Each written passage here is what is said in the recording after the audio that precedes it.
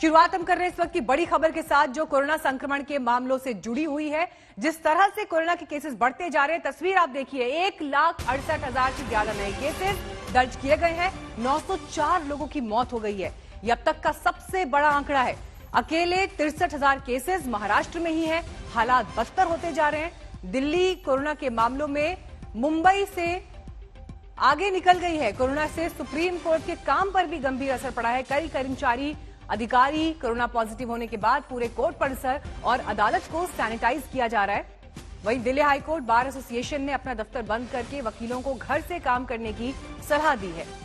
इन सबके बीच दिल्ली के मुख्यमंत्री ने आज 12 बजे आपात बैठक बुलाई है। इसमें आगे की रणनीति पर चर्चा होगी कि आखिर जो परिस्थितियां अभी दिखाई दे रही हैं उसके आगे क्या फैसला लिया जाए। और जानकारी के साथ इस वक्त हमारे संवाददाता कुमार कुणाल जुड़ गए हमारे साथ। कुमार, दिल्ली की जो स्थिति है वो हमने अभी तस्वीरों में भी दिखाई और साथ में सुप्रीम कोर्ट तक दस्तक, मुंबई से ज्यादा केसेस आ चुके हैं। क्या अब आगे अरेंजमेंट्स होंगे? ओवरऑल क्या परिस्थितियां अभी देश की राजधानी में है? देखिए, चिंताजनक है परिस्थितियां और दिक्कत यह है कि 10,743 मामले आए थे कल। जो पॉजिटिविटी रेट है, यानी जितने टेस्ट हो रहे हैं उसकी तुलना में अगर हम देखें कितने लोग पॉजिटिव आ रहे हैं, वो 9.43 यानी लगभग 10% तक पहुंच गया है। और यही चिंता है जिसकी वजह से अरविंद केजरीवाल ने 12 बजे बैठक बुलाई है। कल एक प्रेस कॉन्फ्रेंस भी की थी। इसमें और सख्त जो गाइडलाइन है वो जारी किए जा सकते हैं, ऐसी संभावना है, क्योंकि तमाम जो आला अधिकारी हैं, साथ ही मंत्री हैं, उनके साथ बैठक करेंगे अरविंद केजरीवाल। और जैसा आपने बताया, मुंबई से नंबर ऑफ केस जो है वो ज्यादा चले गए हैं और ये चिंता है। और सबसे बड़ी मुश्किल जो आ रही है, 50 से ज्यादा अस्पताल हैं जिसमें न तो आईसीयू बेड है न ही वेंटिलेटर मौजूद है। तो लोग, कई सारी जगहों से हमें जो शिकायत मिल रही है कि लोग दर दर भटक रहे हैं।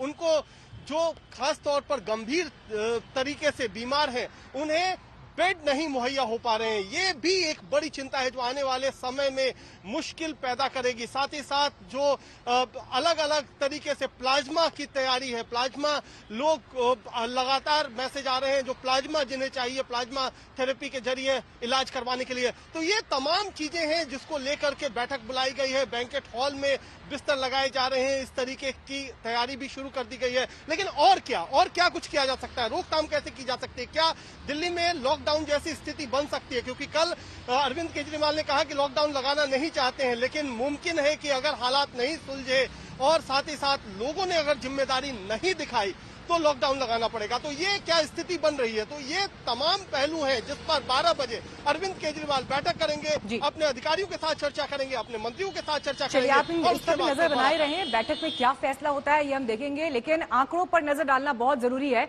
अगर आप दिल्ली के आंकड़े देखेंगे जो इस वक्त डरा रहे हैं, इसलिए भी क्योंकि जो जिक्र हम कर रहे थे कि कैसे मुंबई से भी केसेस आगे निकल गए हैं, उसकी तुलना आप यहाँ पर नंबर्स में देखिए। मुंबई में 9,989 केसेस हैं तो दिल्ली में केसेस 10,000 के पार चले गए हैं। और ये हाल तब है जब होली के त्योहार से पहले की अगर आप स्थिति देखें तो उस समय केसेस बहुत कम थे। 2,000 से होते हुए आंकड़ा 5,000 के पार पहुंचा, फिर 7,000, 8,000, बढ़ते बढ़ते आज 10,000 ये नंबर दिल्ली में पार हो चुका है। 48 लोगों की मौत हुई है। बीते 24 घंटों की स्थिति आपको दिखा रहे हैं। और एक्टिव केसेस देखिए बढ़ते हुए 34,341 तक पहुंच गए हैं। हालांकि मुंबई की तुलना में ये एक्टिव केसेस बहुत कम दिखाई देते हैं, लेकिन आबादी के लिहाज से भी इन आंकड़ों को तोलना होगा। नवंबर की जो पीक थी 8,500 केस की, उससे भी कहीं बहुत ज्यादा हो गए हैं। तो अब एक तो ये देखने वाली बात है, अगले कुछ दिनों में हमें ये देखना होगा कि ये पीक आखिर कहां जाके रुकती है और कब ये डाउनवर्ड ट्रेंड चालू होता है। क्योंकि अभी तो पूरी सिचुएशन कंट्रोल में है। जो हॉस्पिटल के बेड्स हैं, वेंटिलेटर्स हैं, ऑक्सीजन है, आईसीयू बेड्स हैं, ये स्थिति मोटे मोटे अभी तो कंट्रोल में है। लेकिन अगर केसेस बहुत ज्यादा बढ़ जाते हैं और बहुत ज्यादा अगर मेडिकल हेल्थ सिस्टम के ऊपर अगर बहुत ज्यादा स्ट्रेन आता है तो चिंता बहुत ज्यादा बढ़ जाएगी। हम दिल्ली के अंदर जो स्थिति है, दिल्ली में अभी फिलहाल हेल्थ सिस्टम हमारा कंट्रोल में है। लेकिन अगर केसेस मान लीजिए कल को बहुत ज्यादा बढ़ जाते हैं, बहुत तेजी से बढ़ जाते हैं और हमारे यहाँ बेड नहीं बचते, हमारे यहाँ ऑक्सीजन सिलेंडर नहीं बचते, आईसीयू नहीं बचते, तो हो सकता है फिर हमें इसको स्लो करने के लिए थोड़े दिन के लिए लॉकडाउन लगाना पड़े ताकि हम अपनी हेल्थ फैसिलिटीज को और ज्यादा तेजी से एक्सपैंड कर सकें। लेकिन लॉकडाउन जो है कोरोना का समाधान नहीं है।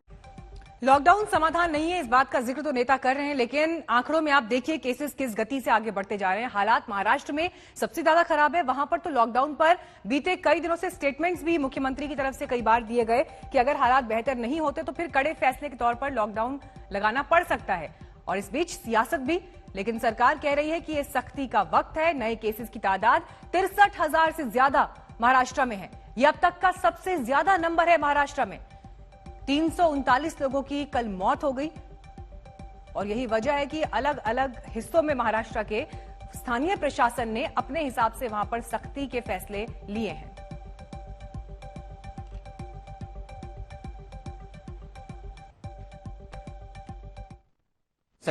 डेथ्स रिपोर्ट हुई है। 270 दिनों के बाद मुंबई में इतनी ज्यादा कोविड डेथ्स रिपोर्ट हो रही है। हालांकि जो आंकड़े पॉजिटिव लोगों के सामने आ रहे हैं उसमें सिर्फ 0.5% डेथ है, लेकिन ये डेथ आगे जाकर के बढ़ने का आशंका एक्सपर्ट कमेटी की तरफ से जताई जा रही है। अभी आज मंडे का दिन है, मुंबई में लॉकडाउन नहीं है। लॉकडाउन करने के लिए डिस्कशंस गवर्नमेंट के शुरू है। लोग इस वक्त आप देखेंगे जो अपने काम के लिए निकले हैं वो काम कर रहे हैं, क्योंकि सबको ये लग रहा है कि 1 से 2 दिन में महाराष्ट्र में स्ट्रिक्ट लॉकडाउन हो सकता है, क्योंकि चीफ मिनिस्टर ने इस बात को लेकर साफ तौर पर इशारा दे दिया है। अब आने वाले दिनों में केसेस को रोकने के लिए लॉकडाउन एक सोल्यूशन जो है वो गवर्नमेंट के सामने लग रहा है, क्योंकि जो डेथ रेट है वो बढ़ते जा रहे हैं और महाराष्ट्र में, मुंबई में अस्पतालों में बेड्स नहीं बचे हैं। कैमरा पर्सन मंगेश आमरे के साथ मुस्तफा शेख, मुंबई आज तक। हमारे को वैक्सीन हमारे जो डिमांड है उस हिसाब से देना चाहिए। इतनी ही रास्त मांगनी हमारी स्वास्थ्य मंत्रालय भारत सरकार से है और उसके बाद 25 से लेके 40-45 तक के जो भी पॉपुलेशन का जो गट है उनको भी वैक्सीनेट करना चाहिए, क्योंकि आज सबसे इन्फेक्ट हुए हुआ जो एज ग्रुप है वो इसी ग्रुप का है। अगर हमारे को इन्फेक्शन रोकना है, ब्रेक द चेन करना है और हमारे को सही माने अच्छा रिजल्ट लाना है और कोरोना को हदबार करना है, तो ये जो इन्फेक्टेड ग्रुप है या ज्यादा कर घूमने वाला ग्रुप है, मुझे लगता है उनको वैक्सीनेट करना भी जरूरी है। और आइए बात करते हैं उत्तर प्रदेश की, क्योंकि उत्तर प्रदेश में भी हालात तेजी से बिगड़ रहे हैं। नए केसेस पहली बार 15,353 तक पहुंच गए। लखनऊ में कोरोना विस्फोट हुआ और यहां कल 4,444 नए केसेस सामने आए हैं। राज्य में एक्टिव केस 71,000 से ज्यादा हैं।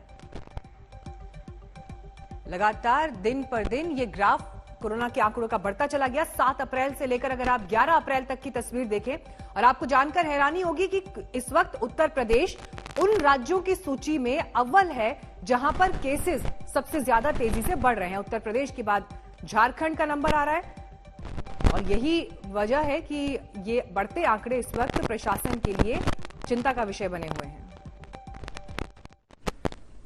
हमारे 5-6 जनपद में ज्यादा इस संक्रमण है, जिसमें अभी मामले ज्यादा आ रहे हैं, जिसमें लखनऊ है, प्रयागराज, वाराणसी, कानपुर।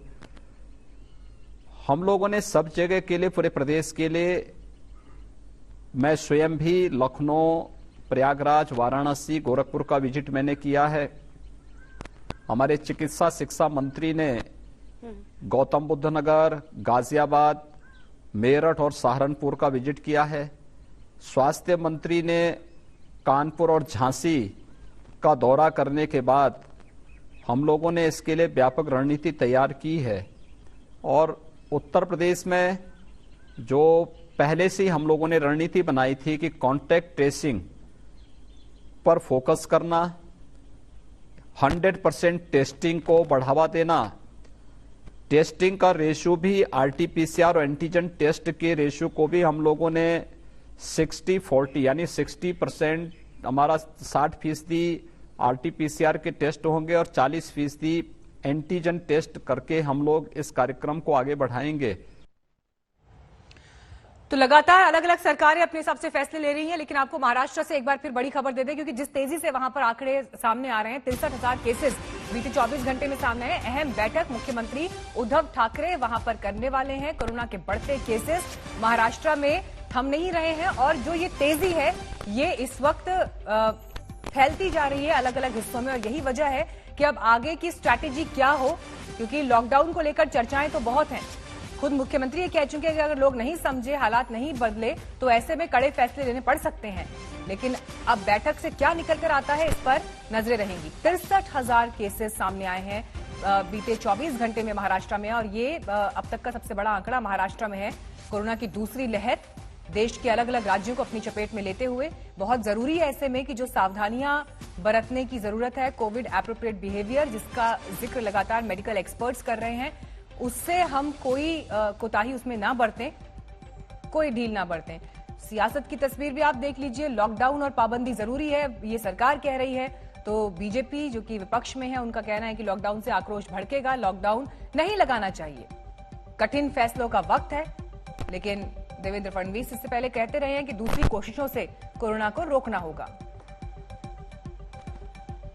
तो महाराष्ट्र के बाद अब आपको हम मध्य प्रदेश की स्थिति दिखाते हैं। हिंदुस्तान का दिल कहे जाने वाले राज्य में किस तरह से आंकड़े बढ़ रहे हैं, इस पर आप नजर डालिए।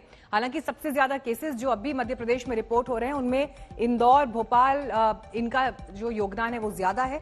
7 अप्रैल से 11 अप्रैल की स्थिति में फर्क देखिए कितना आ गया है। 4043 केस 7 अप्रैल को रिपोर्ट हुए थे, तो 11 अप्रैल को 5939 केसेस सामने आए। दूसरी पीक आई है, पीक कहिए, लहर कहिए, जिसमें तेजी से हमारे सक्रिय प्रकरण बढ़ रहे हैं, और पिछले समय जो पीक आई थी उसको बहुत पहले हम पीछे छोड़ चुके हैं। लेकिन हम चिंतित तो हैं, निराश नहीं है, हताश नहीं है। हम 3 तरह की रणनीति हमने बनाई है। एक, मुझे खुशी है कि जनता खुद अवेयर हो रही है मध्य प्रदेश की, और अब लोगों ने गंभीरता को समझा है और समझ के ये तय किया है कि हम ज्यादा भीड़ इकट्ठी नहीं करेंगे। लॉकडाउन कदापि नहीं, लॉकडाउन कोई उपाय ही नहीं है। मध्य प्रदेश लॉकडाउन नहीं करेगा।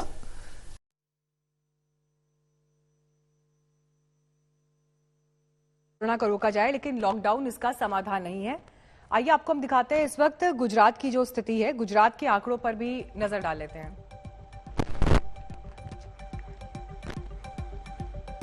अगर आप अलग अलग राज्यों के हिसाब से स्थिति पर नजर डालें तो लगातार 7 अप्रैल से 11 अप्रैल तक की स्थिति बदलती जा रही है। 60 से 65% मामले हमारे 4 बड़े महानगरों अहमदाबाद, सूरत, राजकोट, वडोदरा से ही आ रहे हैं। हमने पिछले साल जो लॉकडाउन इसलिए लगाया था क्योंकि उस समय हमें यह नहीं पता था कि कोविड के सामने कैसे लड़ना है। ट्रीटमेंट प्रोटोकॉल भी अच्छी तरह से निर्धारित नहीं हो पाए थे। हॉस्पिटल बेड्स की संख्या भी कम थी। लोगों को उस वक्त ट्रेनिंग दी जा रही थी।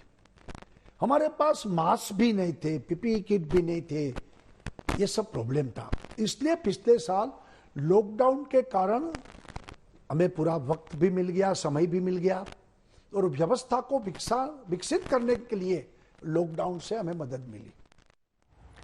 बिहार पर एक नजर अब डाल लेते हैं, वहां पर किस तेजी के साथ आंकड़े बढ़ रहे हैं। आपको बता दें कि वहां पर संक्रमण की जो स्थिति इस वक्त है, रोजाना मिलने वाले आंकड़ों में लगातार इजाफा। नए केसेस 10,774, अकेले राजधानी पटना में केसेस आप देखिए 1,382, और एक्टिव मरीज यहां पर 14,695 केसेस हैं। आपको बता दें कि हमारी सरकार चिंतित है और हम लगातार उस पर निगरानी रख रहे हैं। अगर पूर्ण लॉकडाउन लगाने की भी अगर परिस्थिति बनेगी तो हम निश्चित रूप से उस पर भी अमल करेंगे, क्योंकि बिहार में जो ये मानव संसाधन है ये हमारे लिए सबसे बड़ा महत्वपूर्ण है, और किसी भी राज्य के विकास के लिए उस राज्य के नागरिकों का स्वस्थ होना बहुत आवश्यक है। और इस दृष्टि से हम सबकी भी चिंता है, क्योंकि हमारे लोग, बिहार के लोग जितने स्वस्थ होंगे हम बिहार को और तेज गति से आगे ले जाएंगे, और इस मामले में हम कोई कोताही बरतने वाले नहीं। महाराष्ट्र में लॉकडाउन का काउंटडाउन शुरू हो गया है। उम्मीद है कि बुधवार को उद्धव ठाकरे कैबिनेट में इस पर फैसला लिया जाएगा।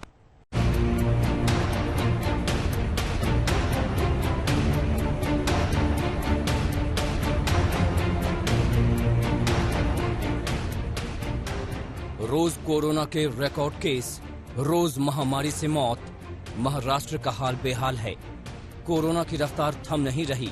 नाइट कर्फ्यू है, वीकेंड लॉकडाउन है, लेकिन कोरोना बेकाबू है। अब लगता है संपूर्ण लॉकडाउन का विकल्प बचा है। इसकी अटकलें 2 दिन से लगाई जा रही हैं। सर्वदलीय बैठक में सीएम उद्धव ठाकरे ने इसके संकेत दिए।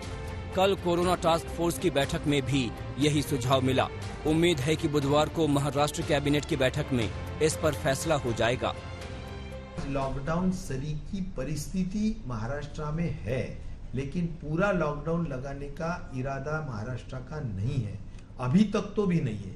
लॉकडाउन का थंब रूल पूरे विश्व में ऐसा है कि जब हमारी पूरे जो संसाधन है वो जब खत्म हो जाते हैं तो लॉकडाउन लगा के ब्रेक द चेन करके एक 15 दिन 3 हफ्ते का लोगों का एक दूसरों का मिलना अगर बंद होता है तो संक्रमण कम हो जाता है या संक्रमण नहीं होता है। यही लॉकडाउन का मुख्य अर्थ है। महाराष्ट्र में 24 घंटे में कोरोना के रिकॉर्ड 63,000 से ज्यादा केस सामने आए। अकेले मुंबई में ही करीब 10,000 नए मामले दर्ज हुए। मौत की रफ्तार भी कम नहीं हो रही। राज्य में एक दिन में 349 लोगों की मौत इस महामारी से हो गई। अगर यही हाल रहा तो इस हफ्ते 1 लाख से ज्यादा केस आने लगेंगे। उद्धव सरकार हैरान परेशान है, आगे के हालात डरा रहे हैं। सवाल यह है कि संक्रमण की चेन आखिर कैसे टूटेगी, कैसे कोरोना काबू में आएगा। महाराष्ट्र में हर दिन 50,000 से ज्यादा नए केस आ रहे हैं। रोजाना मौत का आंकड़ा 300 के पार है। देश में इस वक्त कोरोना के कुल मरीजों में 49% मरीज अकेले महाराष्ट्र में हैं। बिल्कुल स्टेट लॉकडाउन का इरादा बिल्कुल नहीं है।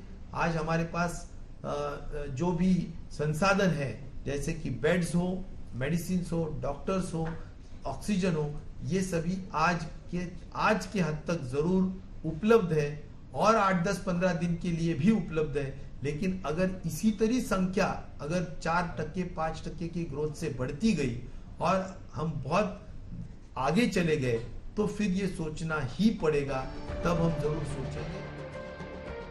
कोरोना के खिलाफ जंग में 3 ही रास्ते बचे हैं: सख्ती या लॉकडाउन, ट्रेसिंग, टेस्टिंग और ट्रीटमेंट और वैक्सीन। वैक्सीन को लेकर घमासान मचा है। महाराष्ट्र देश का पहला राज्य है जहां 1 करोड़ से ज्यादा वैक्सीन की डोज दी जा चुकी है। अब उद्धव सरकार वैक्सीन की कमी का रोना रो रही है तो केंद्र सरकार नाकामी छुपाने का आरोप लगा रही है।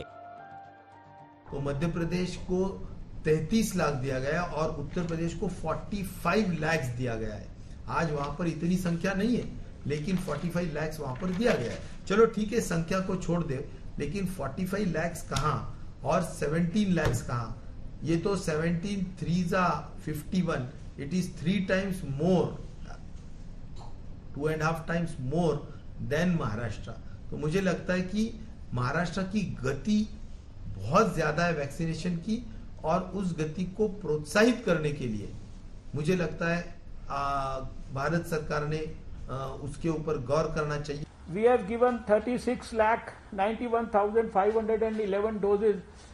This figure, in fact, in last week we one day even gave 43 lakh doses.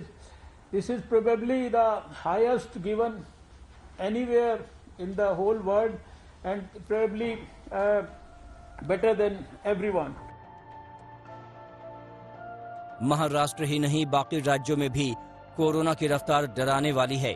Maharashtra में देश के आधे मामले हैं तो यूपी में 24 घंटे में 15,000 से ज्यादा नए केस सामने आ गए। दिल्ली, छत्तीसगढ़ और कर्नाटक में भी केस 10,000 पार हैं। केरल, तमिलनाडु और मध्य प्रदेश भी ज्यादा पीछे नहीं है। यहाँ भी एक दिन में करीब 6,000 नए केस आए हैं। कोरोना की बेकाबू होती रफ्तार को रोकने के लिए जरूरी है कि हर स्तर पर सावधानी बरती जाए। दवाई भी हो और कड़ाई भी हो, 2 गज की दूरी भी हो, मास्क भी जरूरी हो। आज तक ब्यूरो। छत्तीसगढ़ में कोरोना की दूसरी लहर ने लॉकडाउन का पिछला दौर वापस ला दिया है। अंतर यह है कि इस बार कोरोना संक्रमित होने वाले मरीजों की संख्या पहले से ज्यादा है। नतीजा, छत्तीसगढ़ सरकार ने सूबे के 11 जिलों में लॉकडाउन लगा दिया है। मुख्यमंत्री कह रहे हैं लापरवाही और आवाजाही की वजह से कोरोना का संक्रमण तेजी से फैल रहा है।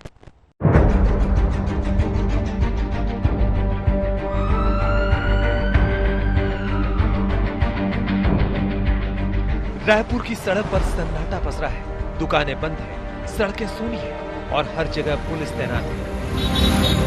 कोई सड़क पर निकला भी तो बाहर निकलने के कारण और दस्तावेज दिखाने पड़ रहे हैं। कोरोना की दूसरी लहर ने लॉकडाउन का पिछला दौर वापस ला दिया है। रायपुर, दुर्ग, राजनांदगांव, बालोद, बेमेतरा, जशपुर, कोरिया, बालोदा बाजार, कोरबा, धमतरी और रायगढ़ में लॉकडाउन का ऐलान हो गया है।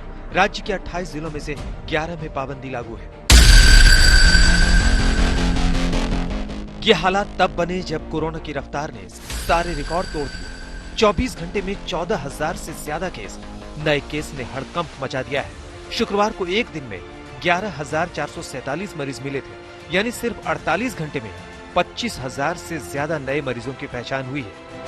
सीएम भूपेश बघेल ने दूसरी लहर को ज्यादा खतरनाक बताया। वजह यह है कि इस बार कोरोना की जद में शहरी ही नहीं बल्कि ग्रामीण इलाके भी आ रहे हैं। ये दूसरा जो लहर है वो ज्यादा घातक है पहले लहर की अपेक्षा। पहली लहर शहरी क्षेत्रों तक के सीमित थी, लेकिन ये दूसरी जो लहर है वो ग्रामीण क्षेत्रों तक फैल गया है और जो बेहद चिंताजनक है। मुख्यमंत्री ने कोरोना केस में उछाल की वजह गिनाई। कहा छत्तीसगढ़ की सीमा 6 राज्यों से जुड़ी है, आवाजाही बढ़ी, पाबंदियां हटी तो कोरोना के केस में बढ़ोतरी होने लगी। अभी जो सेकंड वेव आया है वो विदर्भ में आया है, नागपुर के इलाके में आया। सबसे पहले इसीलिए लॉकडाउन नागपुर में किया गया और नागपुर से लगा हुआ हमारा पूरा इलाका है। हजारों परिवार वहाँ से जुड़े हुए हैं जो रोजी रोटी के लिए जाते आते हैं, नौकरी के लिए आते हैं, रोजगार के लिए। तो वो ये होली की जो छुट्टी है या वहाँ जो लॉकडाउन हुआ उसमें बड़ी संख्या में हमारे आए। तो सीमावर्ती जो जिले हैं जिसमें राजनांदगांव जिला, बेमेतरा, मुंगेली, दुर्ग, रायपुर, इन जिलों के ग्रामीण क्षेत्रों में भी बड़ी संख्या में संक्रमित हुए। आपको हम बंगाल पर अपडेट देंगे वहां पर अगले फेज की वोटिंग के लिए, लेकिन उससे पहले आपको महाराष्ट्र पर अपडेट दे दें क्योंकि केसेस जिस तरह से बढ़ रहे हैं। अहम बैठक मुख्यमंत्री उद्धव ठाकरे ने बुलाई है सुबह 11 बजे। इससे पहले आज सुबह ही सामना के संपादकीय में लिखा गया कि महाराष्ट्र में लॉकडाउन से ही कोरोना रुकेगा। अब शिवसेना के मुखपत्र में अगर ये बात लिखी जा रही है तो आप इससे अंदाजा ले सकते हैं कि फैसले इस बैठक के बाद किस दिशा में जाएंगे, लॉकडाउन लगाया जाए या नहीं। इसको लेकर एक अहम मंथन इस बैठक में होगा और उसके बाद फैसले की तस्वीर स्पष्ट हो पाएगी। हालांकि लॉकडाउन पर भी सियासी बोल सामने आ रहे हैं। फडणवीस जो है वो कह रहे हैं, इससे पहले ये सुन लेते हैं संजय राउत क्या कह रहे हैं। असे आरोप प्रत्यारोप करू नये। महाराष्ट्र सरकारनं आणि महाराष्ट्राच्या मुख्यमंत्र्यानं अक्षरशः प्राण जाय पर वचन न जाय या पद्धतीनं कोरोना संदर्भातली लढाई सुरू ठेवलेली आहे। हे राज्य मोठं आहे, मुंबई, पुणे, नागपूर ही मोठी शहर आहे आणि त्या शहरावर संपूर्ण देशाचा भार आहे। संपूर्ण देशातले स्थलांतरित मजूर वर्ग या आमच्या शहरामध्ये तो जात येत असतो। तो 11 बजे ये अहम बैठक, 63,000 से ज्यादा केसेस बीते 24 घंटे में आए हैं सामने महाराष्ट्र में। बैठक पर जो भी अपडेट होगा उस पर आपको हम जानकारी देंगे, लेकिन रुक करते हैं अब खबर बंगाल से। बंगाल में चौथे चरण के बाद मुद्दों ने कूच बिहार की ओर कूच कर दिया है। वहां पर जो हुआ उसे लेकर जो सियासत है इसी पर होगा अब आगे खास programme. Powered by Tata Click. Download the app for the best fashion and electronics. Co-powered by Elstone Aluminium Composite Panel, Architect's first choice. Co-powered by Kent Next Fashion Switches, Vishwas 100%.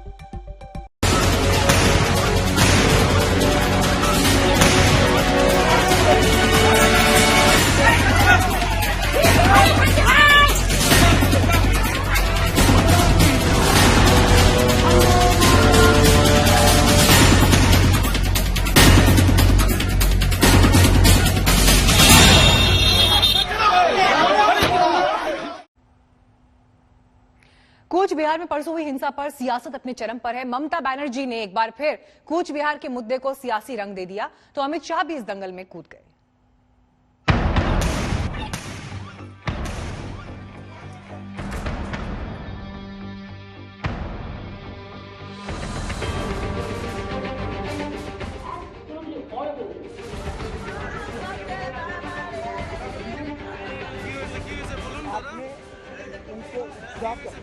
गोलीबारी का कारण किया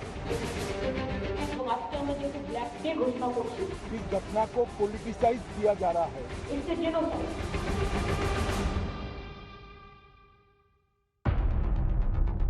अब बंगाल की सियासत का नया अखाड़ा बन चुका है कूच बिहार। 4 लोगों की मौत पर सियासत, चुनाव आयोग की भूमिका पर सियासत, सुरक्षा बलों के एक्शन पर सियासत। यहां गोली की गूंज है, बम के धमाके हैं, लोगों का दर्द है और इस पर सियासी रोटी सेकने वालों की लंबी कतार भी। ममता की साड़ी के साथ अब काले रंग का कपड़ा कूच बिहार पर लगे कलंक को सियासी रंग देने के लिए तैयार है। तेवर वही तीखे हैं, बस मुद्दा कूच बिहार बन गया है। दीदी ने इस हिंसा के लिए पीएम मोदी और गृह मंत्री अमित शाह को सीधे निशाने पर लिया और कूच बिहार की घटना को बंगाल में खुलेआम नरसंहार बताया। এবং আজকে আমরা যেহেতু ব্ল্যাক ডে ঘোষণা করছি, আমি নিজেও ব্ল্যাক এটা করেছি, আপনারা দেখেছেন। আমাদের অনেকগুলো আমি বর্তমানেও ক্যান্ডেল র্যালি করব। এটা genocide, it's a genocide. Why it's a genocide? দেখবেন গুলিগুলোকে স্প্রে করেছে।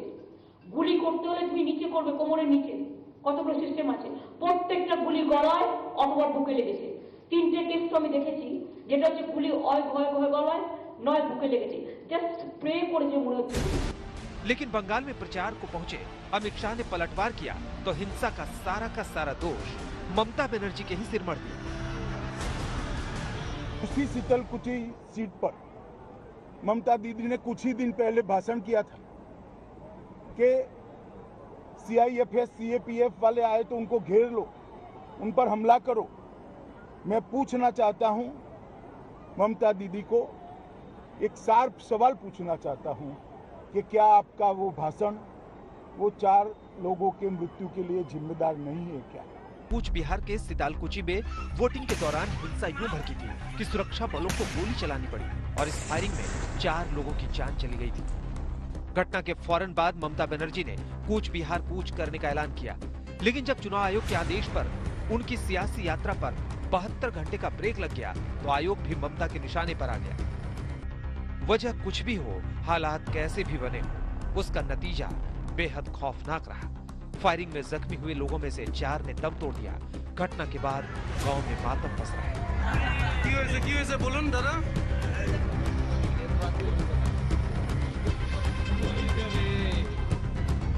कूच बिहार के लोगों के इस दर्द पर पश्चिम बंगाल की सियासत में कोहराम मचा हुआ है और इसका असर बाकी बचे 4 चरणों के चुनाव पर भी पड़ना तय है, क्योंकि इस रक्त रंजित राजनीति में बीजेपी और टीएमसी दोनों एक दूसरे को जिम्मेदार ठहराने में जुटे हुए।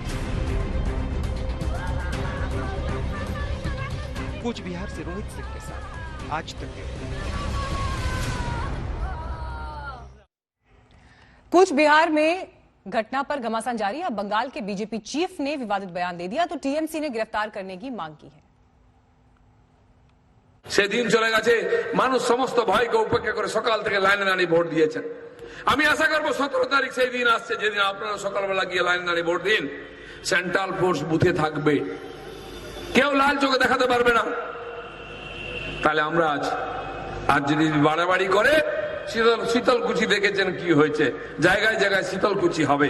সেই জন্য সাবধান থাকুন, যা লুটপাট করেছেন মানুষের ধন সম্পত্তি সেটা খাওয়ার জন্য বেঁচে থাকুন শান্তিতে। खूब समय खराब आसा। और शीतलकुची में कोई बूथ दखल नहीं हो रहा था, शीतलकुची में कोई अटैक नहीं हुआ। ये अमित शाह का पुलिस जानबूझ के गोली चलाया डराने के लिए माइनॉरिटी कम्युनिटी को डराने के लिए, पोलराइजेशन का पॉलिटिक्स करने के लिए यहाँ पर कर रहे हैं। क्यों? क्योंकि वो चाहते हैं पोलराइजेशन करके बंगाल को जीतना, मगर नहीं कर पाएंगे। कूच बिहार पर बीजेपी टीएमसी की जंग में तमाम दल कूद पड़े हैं, कुछ इधर तो कुछ उधर। ये दुर्भाग्यपूर्ण घटना है कि पुलिस के और मतदाताओं के बीच में हिंसक मुठभेड़ हुई जिसमें कई लोगों की जानें गई।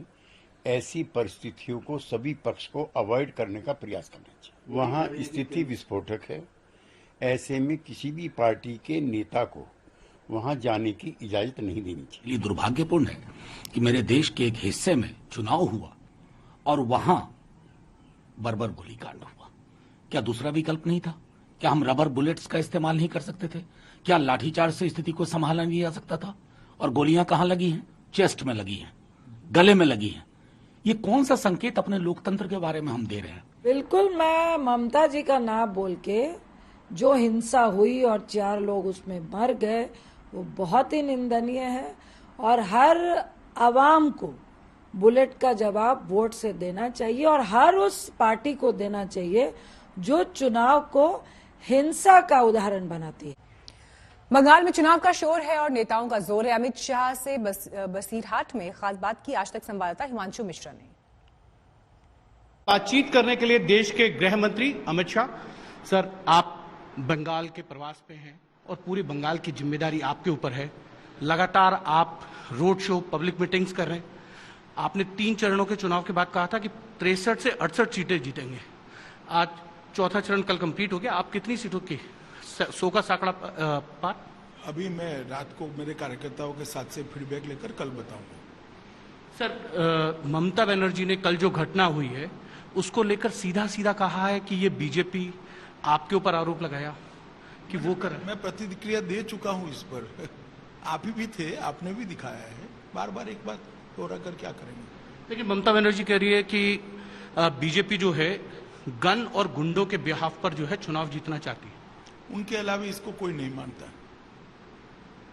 लेकिन वो हर वक्त आपको टारगेट करके चल रही हैं। वो कह रही हैं कि अमित शाह जो हैं वो जो है पोलराइज करना चाहते हैं चुनाव को। चले, बंगाल की जनता 2 तारीख को तय कर देगी कि कौन किसकी बात को बंगाल की जनता मानती है।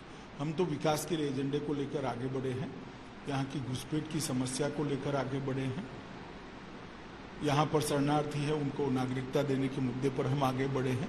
बंगाल की जनता सोनार बांग्ला को स्वीकार करती है या इस प्रकार के आरोपों को स्वीकार करती है, वो 2 तारीख को तय हो जाए। सर ममता बनर्जी के स्ट्रेटेजिस्ट हैं पीके, उनकी एक चैट लीक हो गई। जो बात आप कह रहे थे वो तो वो खुद ही मान रहे हैं। वो कह रहे हैं कि बीजेपी बहुत अच्छा परफॉर्म कर रही है, प्रधानमंत्री नरेंद्र मोदी की लोकप्रियता बढ़ती जा रही है। उन्होंने ये भी कहा कि बीजेपी जीत रही है। चलो, अच्छी बात है, वो ऐसा मानते हैं तो हमारे लिए तो अच्छी ही बात है। लेकिन उसके बाद जब चैट लीक हो गई, उनसे पूछा गया तो उन्होंने ये भी कहा कि बीजेपी 100 सीटों पर ही सिमट जाएगी, पूरी चैट नहीं आई। देखिए, सवाल दोनों चीजों में कॉन्ट्राडिक्शन है। एक और वो कहते हैं कि मोदी जी को बंगाल की जनता भगवान मानती है, दीदी ने तुष्टीकरण किया इसलिए बंगाल की जनता इनके खिलाफ है, शरणार्थियों के मुद्दे पर गफलत हो गई है। और दूसरी ओर कहते हैं कि बाद में कहते हैं पकड़े जाने के बाद कि 100 सीटें आई। मैं मानता हूं हम 200 से ज्यादा सीटों के साथ बंगाल में सरकार बनाने जा रहे हैं। आपने तीसरे फेज के बाद कहा था कि 63 से 68 सीटें आएंगी, तो ऐसे में आपका आंकड़ा छठे फेज के बाद तो 150 से पार चला जाएगा लगभग। मुझे मालूम नहीं है, चुनाव के बाद मैं बता सकता हूं, मगर मैं मानता हूं कि कुल मिलाकर मेरा जो अंदाज है 200 से ज्यादा सीटों के साथ भारतीय जनता पार्टी जीती। सर मैं लगभग 2 दिन से आपको फॉलो कर रहा हूं, हर जगह एक नारा नजर आता है, सोनार बंगाल के साथ साथ जय श्री राम। आपको उम्मीद थी कि ममता बनर्जी जय श्री राम के नारे के खिलाफ जब बोल रही थी इस तरीके का माहौल बन जाएगा? नहीं, हमें तो पहले से मालूम था। हमने 2017 से इसकी तैयारी करी है बंगाल के अंदर परिवर्तन की, और 2019 में भी हमें 18 से ज्यादा सीटों पर सफलता मिली, तो एक दृष्टि से हाफ वे मार्क ही है। और अब जब तय हो गया है कि भारतीय जनता पार्टी यहाँ जीत सकती है, तो काफी सारे ऐसे एरिया जहां हमें 19 में सफलता नहीं मिली थी वहां पर भी हम देख रहे हैं कि हम सफल होने जा रहे हैं। जैसे आज सुबह से आप मुझे फॉलो कर रहे हो, चारों सीटों पर हमारी 20,000 से 50,000 का नेगेटिव था 19 में, और मैं आज कह सकता हूं कि चारों सीट हम जीतने जा रहे हैं। अभी 2 सीटों पर और जाना है, तो 2 सीटें भी नेगेटिव लिस्ट वाली ही सीटें हैं। एक सवाल यह है, ममता बनर्जी इस तरीके के पर्सनल हमले आपके ऊपर कर रही हैं, प्रधानमंत्री पे कर रही हैं, क्या आपको लगता है कि उनकी जमीन खिसक गई है और इसीलिए वो इस तरीके के हमले बार बार आपके ऊपर आर्म फोर्सेस पे कर रही है? देखिए, उनको क्या करना वो उनको तय करना है। मैंने कहा हम सोनार बांग्ला के स्वप्न को लेकर चले हैं, हम घुसपैठ को रोकने के लिए कटिबद्ध है, हम शरणार्थियों को नागरिकता देने के लिए कटिबद्ध है, और बंगाल में से तुष्टीकरण की पॉलिटिक्स को समाप्त करने के लिए हम कटिबद्ध है। हम हमारे एजेंडा पर चलते हैं। ममता दीदी उनको जो कहना है वो कह सकती है बंगाल की जनता को, अब तय बंगाल की जनता को करना है। अमित शाह जी, एक सवाल ये है कि वो ये कह रही हैं कि इलेक्शन कमीशन जो है वो आपके कहने पर, बीजेपी के कहने पर चलता है। मैंने कहा ना, वो उनको जो कहना है वो कह सकती है। मैं फिर से एक बार कहता हूँ कि हम सोनार बांग्ला की कल्पना को लेकर निकले हैं, हम तुष्टीकरण को समाप्त करने के लिए निकले हैं, हम सिटीजनशिप अमेंडमेंट एक्ट को यहाँ अच्छे से लागू करने के लिए निकले, हम घुसपैठ को रोकने के लिए निकले। 200 से ज्यादा सीटें आपको लगता है 2 मई को आपके पक्ष में? निश्चित रूप से। ये थे केंद्रीय गृह मंत्री अमित शाह। कैमरामैन अनिल जायसवाल के साथ हिमांशु मिश्रा, पश्चिम बंगाल, आज तक।